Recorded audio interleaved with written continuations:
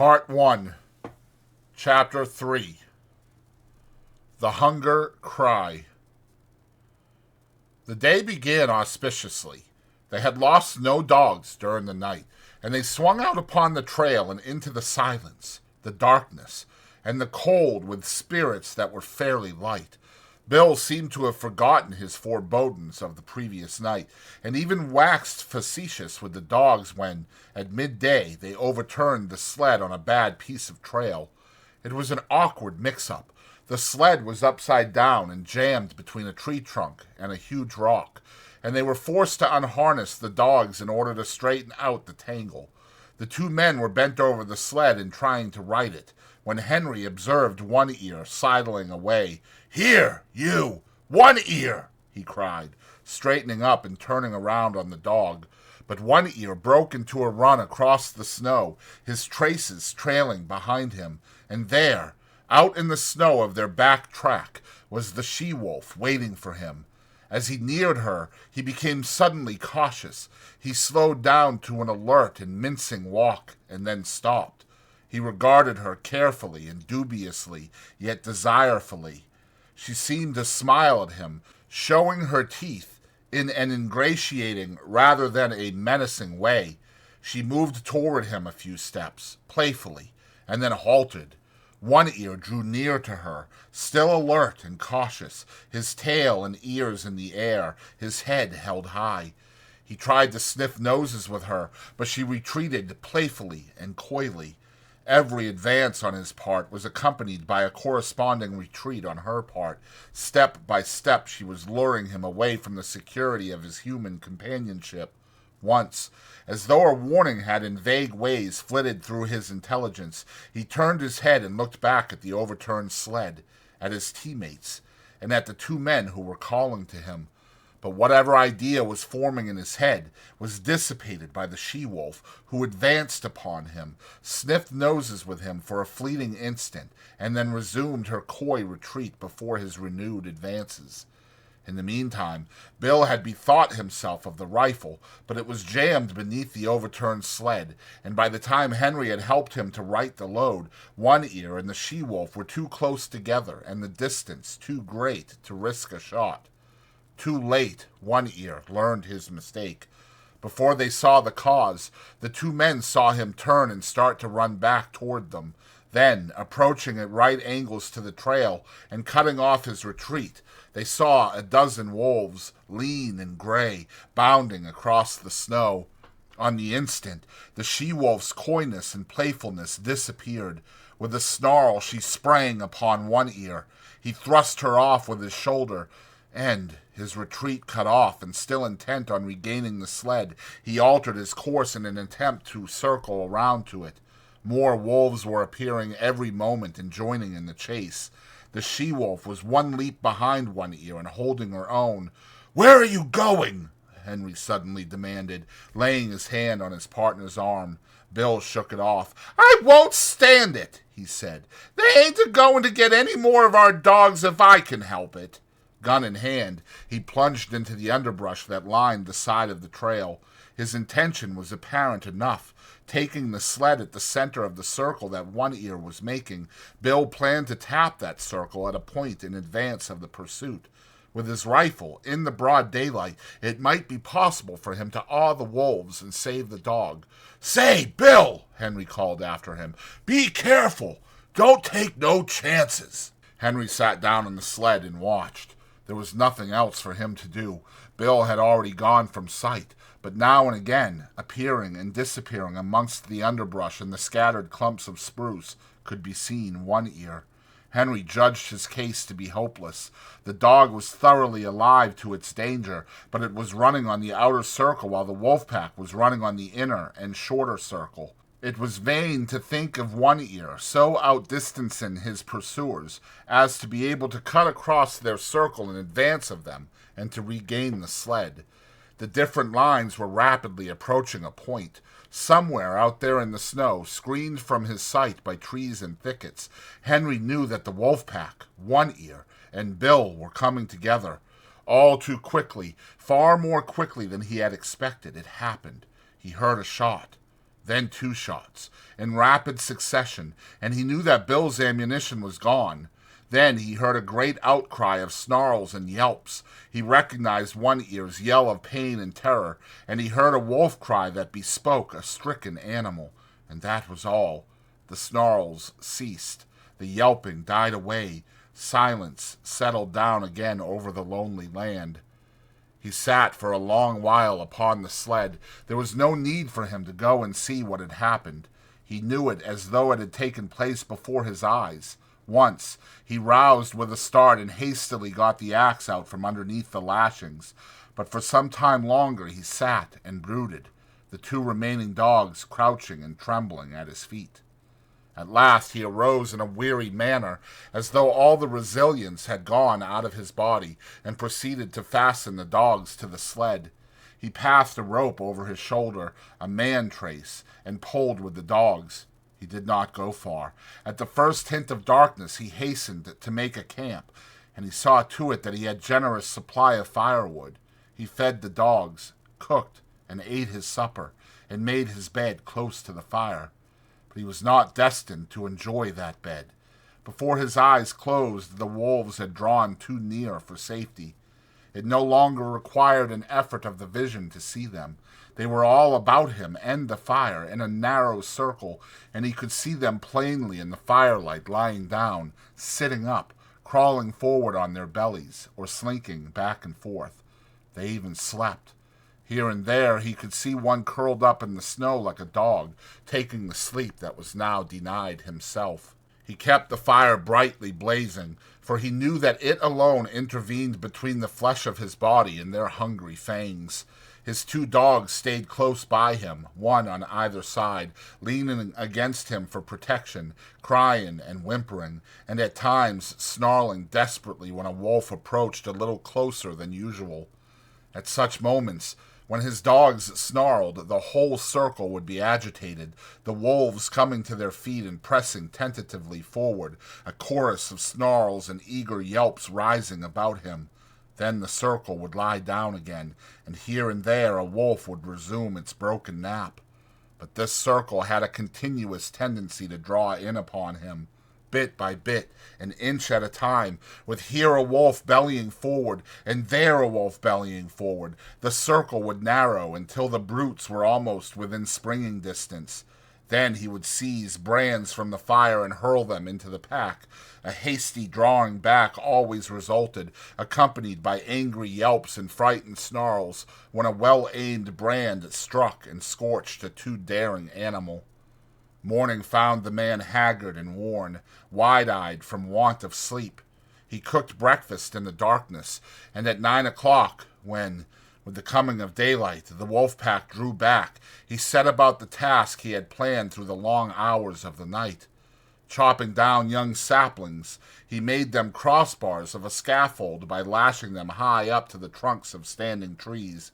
Using the sled lashing for a heavy rope, and with the aid of the dogs, he hoisted the coffin to the top of the scaffold. "They got Bill, and they may get me, but they'll sure never get you, young man," he said, addressing the dead body in its tree sepulchre. Then he took the trail, the lightened sled bounding along behind the willing dogs, for they, too, knew that safety lay open in the gaining of Fort McGurry. The wolves were now more open in their pursuit, trotting sedately behind and ranging along on either side, their red tongues lolling out, their lean sides showing the undulating ribs with every movement. They were very lean, mere skin bags stretched over bony frames, with strings for muscles, so lean that Henry found it in his mind to marvel that they still kept their feet and did not collapse forthright in the snow. He did not dare travel until dark. At midday, not only did the sun warm the southern horizon, but it even thrust his upper rim, pale and golden, above the skyline. He received it as a sign. The days were growing longer, the sun was returning, but scarcely had the cheer of its light departed than he went into camp. There were still several hours of gray daylight and somber twilight, and he utilized them in chopping an enormous supply of firewood. With night came horror. Not only were the starving wolves growing bolder, but lack of sleep was telling upon Henry.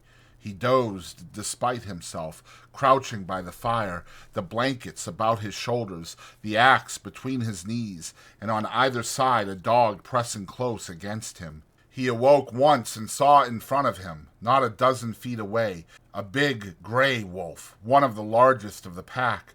And even as he looked, the brute deliberately stretched himself after the manner of a lazy dog, yawning full in his face and looking upon him with a possessive eye, as if, in truth, he were merely a delayed meal that was soon to be eaten. This certitude was shown by the whole pack, fully a score he could count, staring hungrily at him or calmly sleeping in the snow. They reminded him of children gathered about a spread table and awaiting permission to begin to eat. And he was the food they were to eat. He wondered how and when the meal would begin. As he piled wood on the fire, he discovered an appreciation of his own body which he had never felt before. He watched his moving muscles and was interested in the cunning mechanism of his fingers.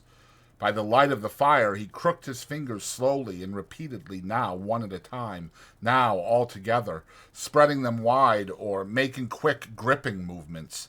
He studied the nail formation and prodded the fingertips, now sharply and again softly, gauging the while the nerve sensations produced.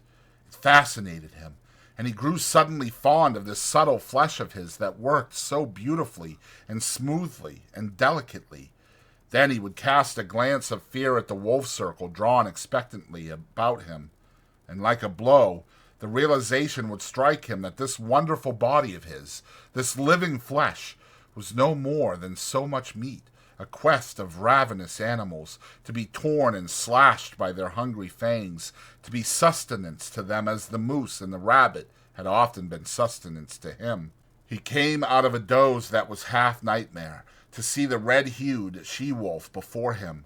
She was not more than half a dozen feet away, sitting in the snow and wistfully regarding him.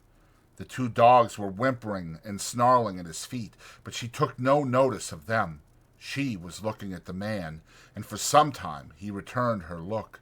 There was nothing threatening about her. She looked at him merely with a great wistfulness, but he knew it to be the wistfulness of an equally great hunger. He was the food, and the sight of him excited in her the gustatory sensations. Her mouth opened, the saliva drooled forth, and she licked her chops with the pleasure of anticipation. A spasm of fear went through him. He reached hastily for a brand to throw at her, but even as he reached, and before his fingers had closed on the missile, she sprang back into safety, and he knew that she was used to having things thrown at her. She had snarled as she sprang away, baring her white fangs to their roots, all her wistfulness vanishing, being replaced by a carnivorous malignity that made him shudder. He glanced at the hand that held the brand, noticing the cunning delicacy of the fingers that gripped it, how they adjusted themselves to all the inequalities of the surface, curling over and under and about the rough wood, and one little finger, too close to the burning portion of the brand, sensitively and automatically writhing back from the hurtful heat to a cooler gripping place. And in the same instant he seemed to see a vision of those same sensitive and delicate fingers being crushed and torn by the white teeth of the she-wolf.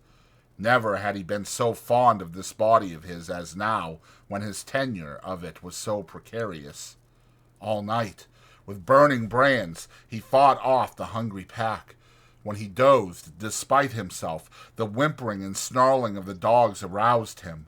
Morning came, but for the first time the light of day failed to scatter the wolves. The man waited in vain for them to go. They remained in a circle about him and his fire, displaying an arrogance of possession that shook his courage born of the morning light.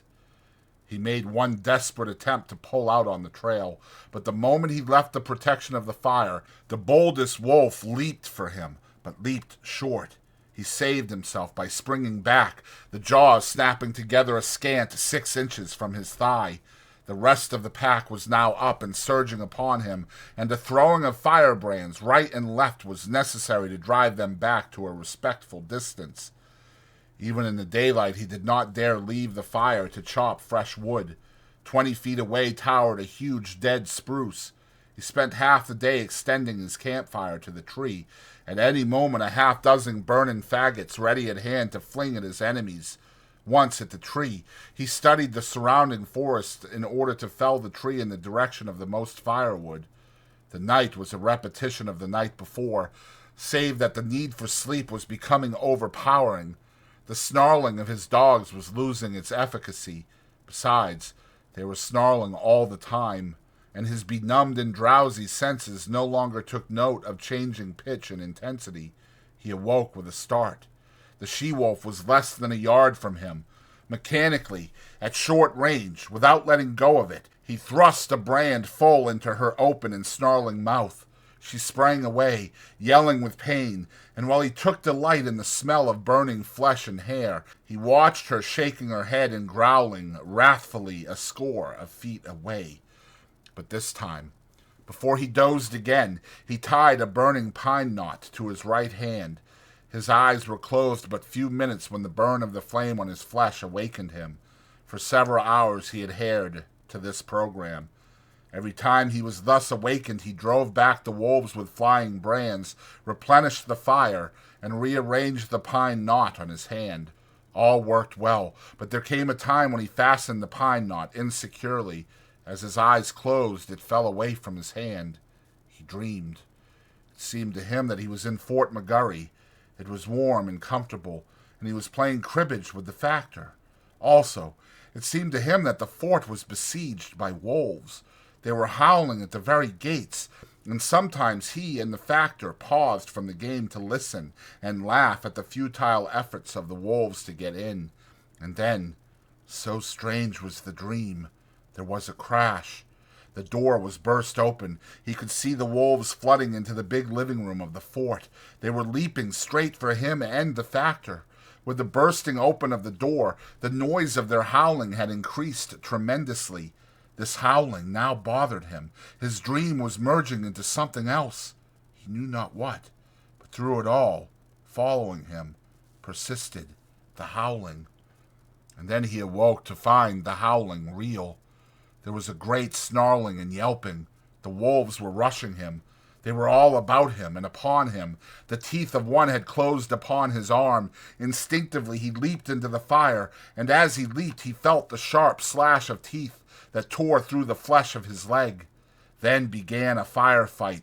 His stout mittens temporarily protected his hands, and he scooped live coals into the air in all directions until the campfire took on the semblance of a volcano. But it could not last long. His face was blistering in the heat. His eyebrows and lashes were singed off, and the heat was becoming unbearable to his feet. With a flaming brand in each hand, he sprang to the edge of the fire. The wolves had been driven back. On every side, wherever the live coals had fallen, the snow was sizzling, and every little while a retiring wolf, with wild leap and snort and snarl, announced that one such live coal had been stepped upon. Flinging his brands at the nearest of his enemies, the man thrust his smoldering mittens into the snow and stamped about to cool his feet. His 2 dogs were missing, and he well knew that they had served as a course in the protracted meal which had begun days before with Fatty, the last course of which would likely be himself in the days to follow.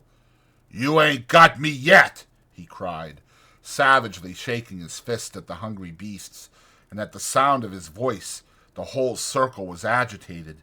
There was a general snarl, and the she-wolf slid up close to him across the snow and watched him with hungry wistfulness. He set to work to carry out a new idea that had come to him. He extended the fire into a large circle. Inside this circle he crouched, his sleeping outfit under him as a protection against the melting snow. When he had thus disappeared within his shelter of flame, the whole pack came curiously to the rim of the fire to see what had become of him. Hitherto they had been denied access to the fire, and they now settled down in a close-drawn circle, like so many dogs, blinking and yawning and stretching their lean bodies in the unaccustomed warmth. Then the she-wolf sat down, pointed her nose at a star, and began to howl. One by one the wolves joined her, till the whole pack, on haunches, with noses pointed skyward, was howling its hunger cry. Dawn came, and daylight. The fire was burning low. The fuel had run out, and there was need to get more. The man attempted to step out of his circle of flame, but the wolves surged to meet him. Burning brands made them spring aside, but they no longer sprang back. In vain he strove to drive them back. As he gave up and stumbled inside his circle, a wolf leaped for him, missed, and landed with all 4 feet in the coals. It cried out with terror, at the same time snarling, and scrambled back to cool its paws in the snow. The man sat down on his blankets in a crouching position. His body leaned forward from the hips, his shoulders relaxed and drooping, and his head on his knees advertised that he had given up the struggle.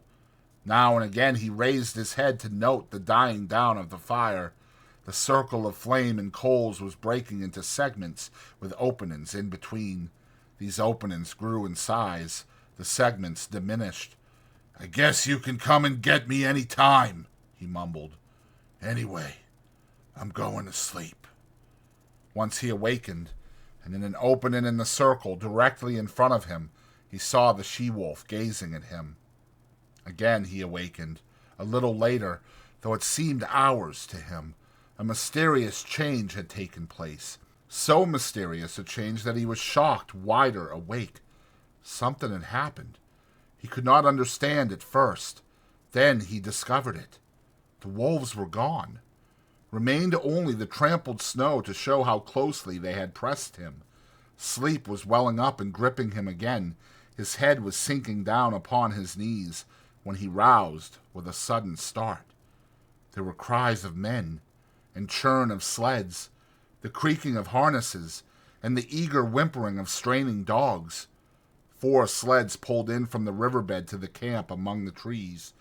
6 men were about the man who crouched in the center of the dying fire. They were shaking and prodding him into consciousness. He looked at them like a drunken man and maundered in strange, sleepy speech. "Red she-wolf. Come in with the dogs. Feeding time. First she ate the dog food. Then she ate the dogs. And after that, she ate Bill." "Where's Lord Alfred?" one of the men bellowed in his ear, shaking him roughly. He shook his head slowly. "No, she didn't eat him. He's roosting in a tree at the last camp." "Dead?" the man shouted. "And in a box," Henry answered. He jerked his shoulder petulantly away from the grip of his questioner. "Say, you let me alone. I'm just plump tuckered out. Good night, everybody." His eyes fluttered and went shut. His chin fell forward on his chest, and even as they eased him down upon the blankets, his snores were rising on the frosty air. But there was another sound. Far and faint it was, in the remote distance, the cry of the hungry wolf pack as it took the trail of other meat than the man it had just missed.